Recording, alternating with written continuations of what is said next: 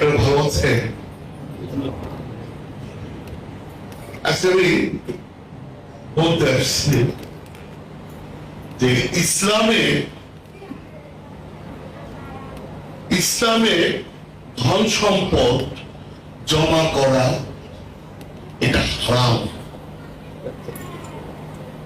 ইসলামে যে মানুষগুলি ধন সম্পদ জমা করে এদের বিরুদ্ধে ইসলাম। তাইলে কি বুঝলাম? ইসলামে কোন ধন সম্পদ যে জমা করে তাকে ইসলাম খারিজ।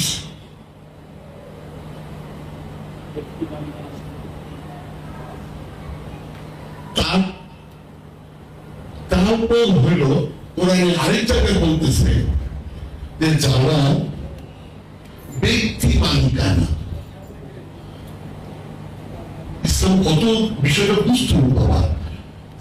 ইসলাম তোমরা যেভাবে ভালো টুপি, দাড়ি, জুব্বা, নামাজ, যাকাত, রোজা, কুরবানি, হজ, তাসবিহ, জায়ের নামাজ, এখানে ইসলাম শেষ। যে জায়গায় ইসলাম বলতেছে ব্যক্তি মালিকানা হারাম, ব্যক্তি মালিকানা কোরআনে হারাম। যে ব্যক্তি ধন সম্পদ জমা করে তার জন্য জান্নাত, বেহেশত, এই নামাজ, রোজা, যাকাত, হজ, কুরবানি দিয়া কোনো লাভ হবে না, কোনো লাভ হবে না। ইসলাম বুঝতে হবে।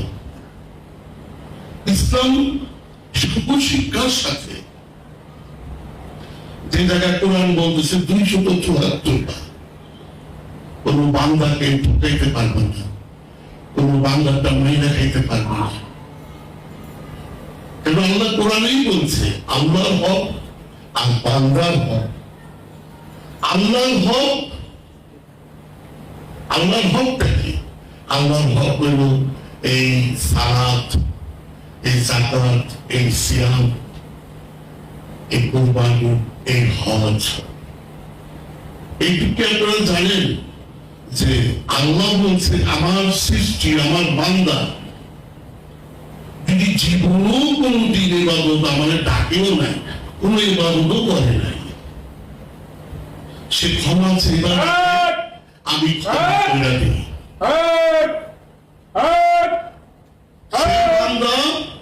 ক্ষমা চেবার আগে আমি তাকে ক্ষমা করে দিই। এটা হলো আল্লাহর হক। আল্লাহর হক থেকে কি বুঝলাম? সালাত, যাকাত, সিয়াম, কুরবানি, হজ। এটা কার হক? আল্লাহর। এই পাঁচটা জিনিস যদি আল্লাহ নিজে তার কোরআনে বলতেছে আমার বান্দা ক্ষমা চাইবার আগে আমি ক্ষমা করে দিই, সে যদি জীবনও আমার ডাকে নাই, আমার ইবাদত করে নাই, আমার প্রার্থনা করে নাই, আমি ক্ষমা করে দিই। উনি এত দয়ালু। বিষয়টা বলছে আরেকটা হইল বান্দার হক। এখন বান্দার হক যদি আমি মেয়েরা খাই, ওই বান্দা যদি আমারে ক্ষমা না করে, আল্লাহ নিজেই বলতেছে ক্ষমা করার কোন ইতিহাসে রাখে যে পর্যন্ত ওই বান্দা তোমাকে ক্ষমা না করবে। এখন ক্ষমাটা চাইতে কি কিভাবে? পিস্তল থেকে চাকু ধরে না, বাবা তাকে রাজি খুশি ওইভাবে। এখন আপনার মাথায় বাড়ি দিয়ে আল্লাহর কাছে ক্ষমা চেয়ে কি হবে? মানুষটা কিরকম যে বান্দার সাথে অপরাধ করে আল্লাহর কাছে ক্ষমা চেয়ে, তো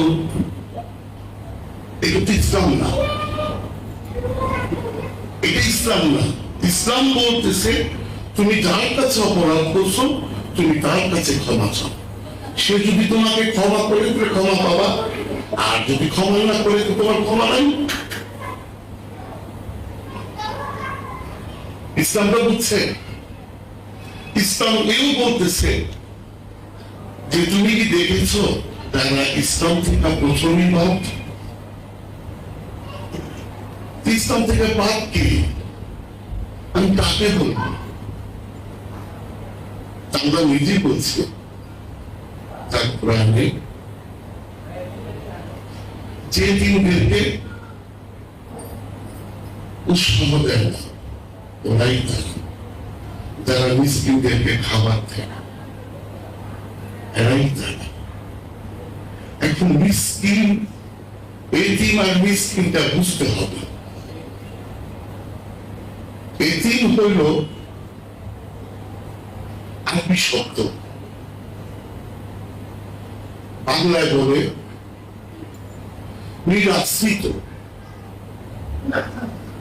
উনি যে স্বভাবে এতিম, যে স্বভাবে উনি হলেন নিরাশ্রিত, কিন্তু এই বিষয় বস্তু মোহ মায়ার থেকে সে নিজেকে নিরাশ্রিত করে গুরুর আশ্রয় আশ্রিত হয়ে গেছে।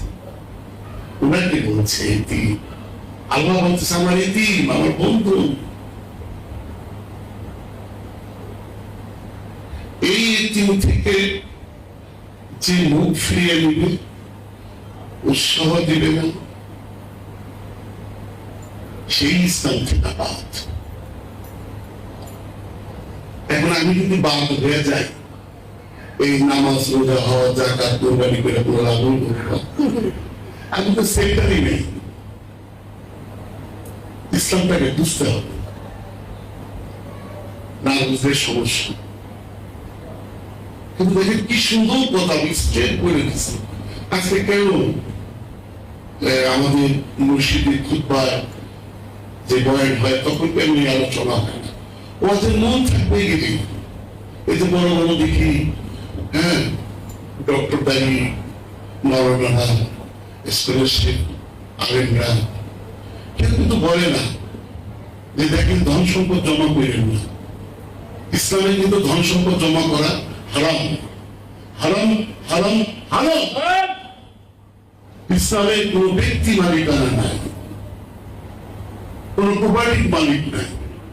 আপনারা ইসলামে আছেন, ইসলামের বাইরে আছেন। ইসলাম নিজের মতো করে নেব, নিজের মতো করে, তার মতো করে চাও, সে যেভাবে চায় ওইভাবে সারা বাবা যদি ধৈর্য থাকে। জয় গুরু, জয় গুরু।